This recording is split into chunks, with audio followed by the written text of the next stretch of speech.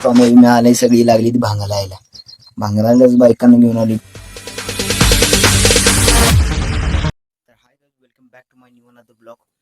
तर स्वागत आहे तुमचं पुन्हा एकदा आपल्या नवीन यूट्यूब चॅनलमध्ये.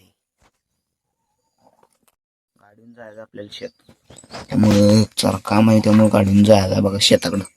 तर फायनली मित्रांनो रानामध्ये पोचलेलो आहे. ही रान बघितलं असेल, त्यामुळे मी आले सगळी लागली ती भांगाला यायला.